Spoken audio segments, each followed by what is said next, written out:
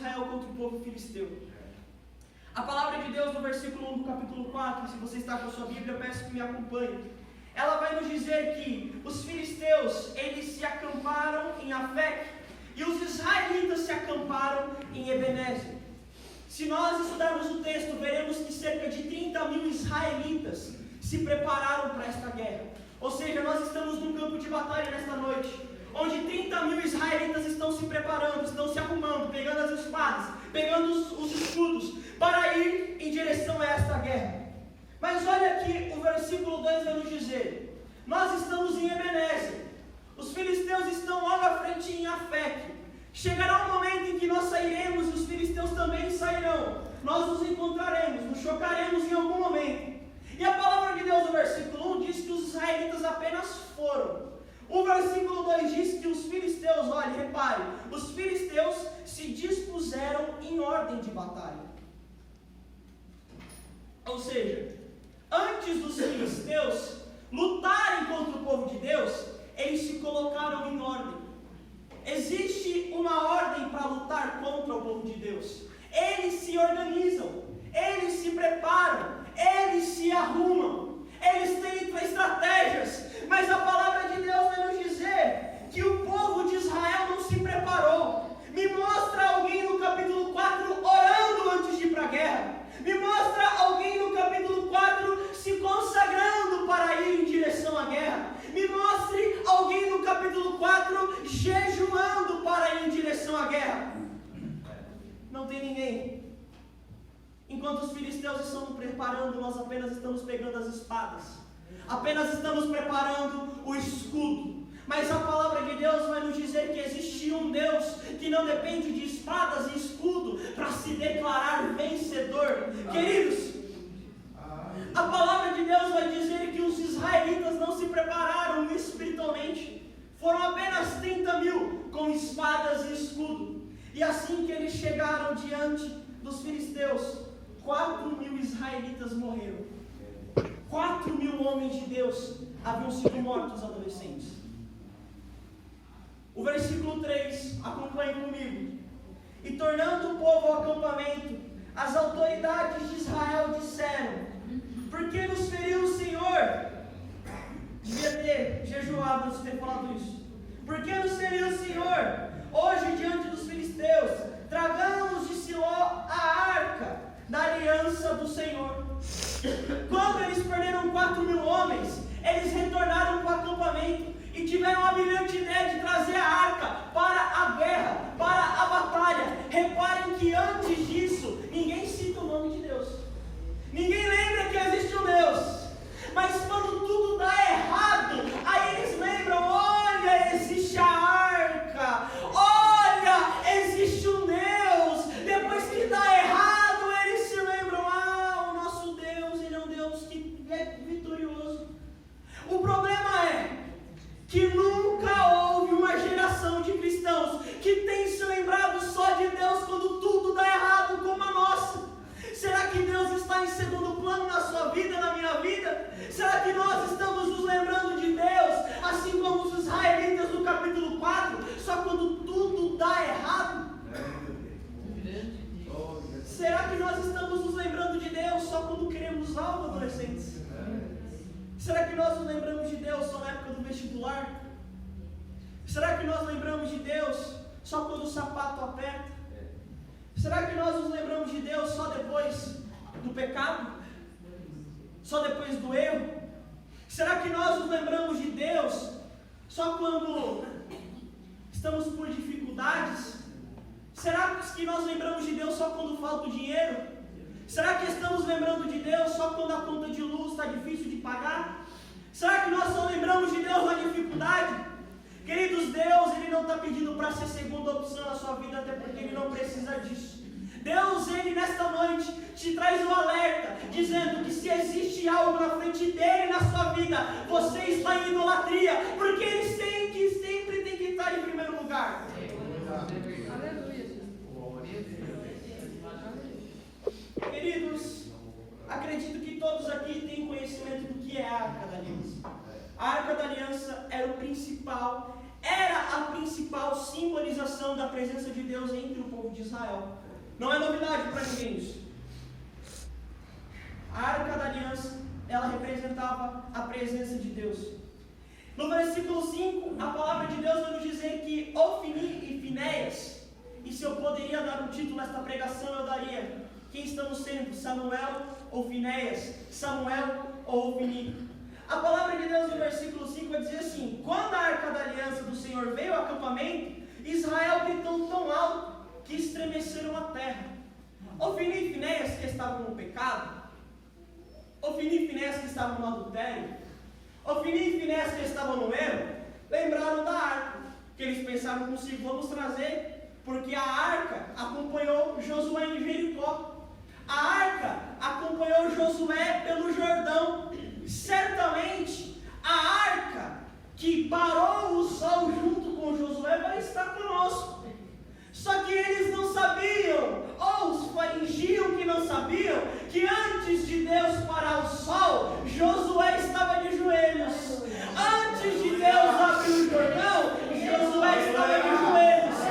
Antes de Deus derrubar as muralhas de Jericó, Josué estava de joelhos. E Ofni e Finéias na prostituição, achando que Deus vai agir como Josué na vida deles. E Ofni e Finéias no pecado, achando que Deus vai agir como agiu na vida de Josué no caso deles. Eles foram lá, eles pegaram a arca, tudo estava dando certo. Estou em pecado, mas com a arca. Estou em erro, mas com a arca. Estou entristecendo a Deus, mas com a arca. A palavra de Deus no versículo 25 vai dizer que Israel gritou. Por que gritou? Na hora que aquele povo que não se lembrava de Deus viu a arca indo em direção à guerra, eles falaram: agora ganhamos. Certamente a presença de Deus está conosco. Eles faziam barulho ao ponto dos filisteus ficarem com medo. Mas a palavra de Deus vai dizer que todo esse barulho não adiantou para nada, porque a presença de Deus já havia saído do meio deles. 26 mil homens, após a chegada da arca, foram mortos, totalizando 30 mil homens mortos. Ué, mas não havia barulho? Não havia presença de Deus ali? A palavra vai dizer que eles fizeram tanto barulho que a terra tremia. Queridos, nós não podemos confundir barulho com presença de Deus. Queridos, existem igrejas que não são pentecostais. Igreja pentecostal é isso que temos aqui: pentecostalismo clássico, verdadeiro, onde glorificamos a Deus sem vergonha nenhuma, onde louvamos a Deus com as nossas vozes. Mas pentecostalismo, me permita dizer isso, pastor, aos jovens que estão aqui, que estão crescendo agora no conhecimento: pentecostalismo não é sair chutando cadeira, virando igreja de perna para o ar. Pentecostalismo não é sair espantando a vizinhança de perto, porque existem pessoas que estão levando isso como pentecostalismo. Queridos, a base do pentecostalismo com Daniel Berg, Gunnar Winger, missionário Manuel de Melo, Antônio Gilberto, sempre foi a palavra de Deus aberta, e a partir da palavra nós glorificamos a Deus. Onde eu quero chegar com isso? Não adianta a gente ter a geração que mais faz barulho, não adianta a gente ter a geração que mais faz barulho, mas que menos abre a Bíblia. Não adianta a gente ter a geração que grita, que pula, mas que não tem oração. Porque o barulho, muitas vezes, ele pode trazer a falsa impressão que Deus está conosco. Eles achavam que estavam com Deus por conta do barulho, mas não estavam com Deus. Mas, queridos, eu estou pregando para um povo aqui que glorifica, que exalta, que levanta a mão, que ora, não tem vergonha de orar, que ora em voz alta, que ora em silêncio, que ora em voz alta, que ora no secreto, mas que tem a presença de Deus. Queridos, e olha que interessante, quem era o sumo sacerdote nesta época? Era Eli. A palavra vai dizer que após todo o barulho, 26 mil israelitas foram mortos, totalizando 30 mil. Eles saíram de 30 mil, morreu 30 mil. vergonha. Adolescentes, Israel foi para o campo de batalha e morreu.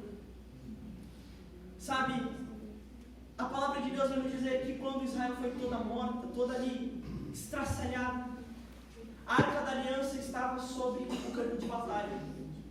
Ofni e Finéias foram mortos e a Arca da Aliança estava desprotegida. A história, a Bíblia vai nos dizer que os filisteus pegaram a Arca da Aliança e levaram para a sua terra. A missão dos filisteus é pegar a Arca da Aliança do povo de Deus. Lembra que a Arca da Aliança representa a presença de Deus. A missão do mundo, dos filisteus, é pegar a presença de Deus, é tirar a presença de Deus. E aqui é o ponto central desta palavra. Nós fizemos toda essa trajetória para aqui frisarmos isso. A missão do mundo é tirar a presença de Deus do meio do povo. E os filisteus, eles estão se aprimorando. A estratégia deles não é mais um confronto direto de forma repentina. A estratégia dos filisteus é ir entrando aos poucos dentro das igrejas. Quantas denominações que nós admirávamos e estamos vendo o mundanismo, o liberalismo entrar dentro das igrejas. Reparem que eu disse que o sumo sacerdote de Israel era Eli, correto, adolescentes? Mas quem tirou a Arca da Aliança do tabernáculo foi Eli? Não foi Eli. Foi a nova geração. Foi Ofni e Finéias. Era uma nova geração do momento. Eram os que estavam se preparando para assumir. Quem retirou a Arca da Aliança não foi Eli. Não foi o sumo sacerdote. Não foi a autoridade. Quem retirou foi a nova geração. Mas a pergunta que eu te faço é: quem era a autoridade no tabernáculo? Era Eli. Quem era responsável pelo tabernáculo era Eli. E nós temos visto, é nós que temos andado um pouco, tem muitas igrejas que, para agradar muitos adolescentes, estão deixando o mundo entrar dentro da igreja. Práticas mundanas entrarem dentro da igreja. Muitos estão falando assim: olha, talvez eu corrija, talvez amanhã eu veja, talvez amanhã a gente acerte isso com aquele jovem, com aquele adolescente. Talvez amanhã esse próprio adolescente já pegou a Arca da Aliança e já saiu da igreja com ela. Queridos, tem muitas igrejas fazendo alterações para ganhar jovens do mundo. O pastor Eliseu Rodrigues mesmo nos diz: me mostra Deus imitando a sua presença com a Babilônia para segurar Daniel. Me mostra Deus imitando o Egito para segurar José. Queridos, não é nós que imitamos o mundo, é nós que influenciamos o mundo. A igreja não precisa de rodízio. Essa denominação há 112 anos não precisou apagar as luzes. Esta denominação há 12 anos não precisou tirar o púlpito. Esta geração há 12 anos não precisa trocar as roupas. Esta geração há 112 anos não precisa mudar a doutrina, porque nós temos a palavra nesta igreja. Glória a Deus. Sabe, jovens e adolescentes que estão aqui, Jesus está voltando. E o que nós precisamos é ver a nossa geração não sentada na mesa de um bar. O que nós precisamos não é ver a nossa geração sentada na mesa de uma boate. Misericórdia por isso. Porque nossa geração não precisa estar sentada numa mesa de jogos de azar.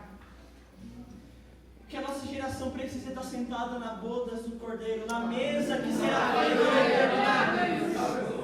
Após o arrebatamento, a igreja passará pelo tribunal de Cristo. Após a igreja passar pelo tribunal de Cristo, nós estaremos ceando com Jesus. O quarto cálice será tomado. Apocalipse vai dizer que essa mesa ela vai surgir sobre a eternidade. E nós estaremos nesta mesa e quem nos servirá não será um simples garçom, será o noivo da igreja. Eu tenho me preparado, eu entreguei a minha juventude a Deus, para que um dia eu esteja nessa mesa sentado com Ele. Imagine, adolescente, você naquela mesa e olhar para o lado tem Moisés, você naquela mesa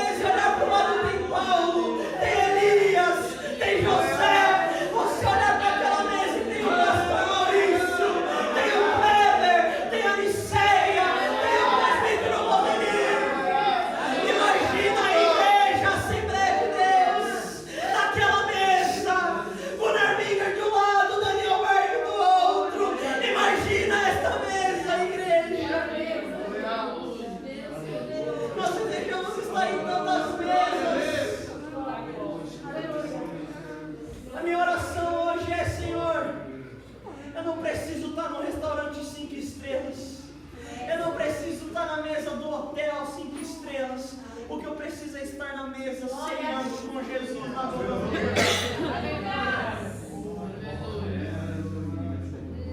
Mas a palavra de Deus vai nos dizer que depois dessa chacina, desta matança que Israel, por conta de ter negligenciado a presença de Deus, sofreu, os filisteus pouparam um homem, pouparam um menino. E eu quero deixar esse menino falar nesta noite. Versículo 17. E respondeu os que traziam as novas: Israel fugiu dos filisteus. Houve grande matança entre o povo. Além disso, também os teus 2 filhos, Ofni e Finéias, foram mortos. Olha o que este menino disse. Houve grande chacina em Israel. A palavra de Deus vai nos dizer que ele falou isso foi para Eli. Ele falou: Israel sofreu um ataque, Israel foi morto. Eli, escutando isso, não disse nada. Ele disse para Eli: Eli, os teus filhos morreram. Eli não esboçou nada. Imagina receber a notícia, adolescentes, que o teu pai, que o teu filho morreu. Ele não esboçou nada. Mas a palavra de Deus vai nos dizer que, fazendo este jovem menção que a arca de Deus havia sido roubada do meio do povo, a palavra de Deus vai nos dizer que ele não teve forças para suportar a notícia e caiu de costas para trás. Queridos, ele consegue escutar que o povo foi massacrado. Ele consegue escutar que os seus filhos foram assassinados, mas ele não consegue escutar que a arca da aliança saiu do meio do povo, porque ele sabia da importância da arca da aliança, ele sabia da importância da presença de Deus. E o que vai sobrar para a nossa geração, se nós não nos colocarmos de joelho, se nós não abandonarmos os nossos pecados, se nós não nos consagrarmos, se nós não nos ajoelharmos e orarmos a Deus, o que sobrará para nós é cair de costas para trás, quebrar os pescoços e morrer como Eli. A nora de Eli, quando escuta que a arca da aliança estava longe de Israel, a palavra de Deus vai nos dizer que ela teve um filho e chamou esse filho de Icabode, que significa: foi-se a presença de Deus. Oh, Deus. Será que um dia alguém vai falar isso? Foi-se a presença de Deus na nossa nação? Nós temos um governo que tem trabalhado para isso acontecer, meu irmão. Se você não percebeu isso, é só se atentar. As escolas têm trabalhado para isso acontecer. Não os professores, mas o sistema educacional em si. Adolescentes, não sei quantos aqui ainda estudam, mas na minha escola, por exemplo, não tem um professor cristão. Não tem um professor que fale de Jesus, mesmo que nos bastidores, para os alunos.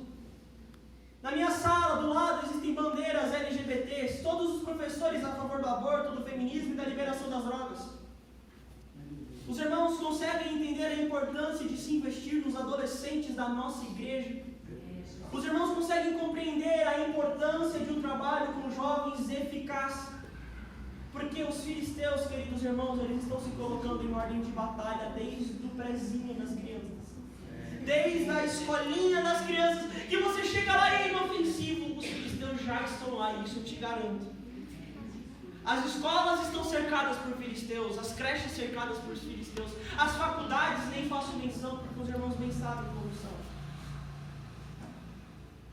E a arca da aliança, queridos irmãos, a presença de Deus é o principal. O Salmo 89, versículo 15 vai nos dizer o seguinte: como é feliz o que aprendeu a clamar ao Senhor e que anda segundo a sua presença. Adolescente feliz, adolescente estruturado, jovem com raízes. Queridos, não é qualquer pessoa na sociedade, ele não vai ser qualquer pessoa na sociedade.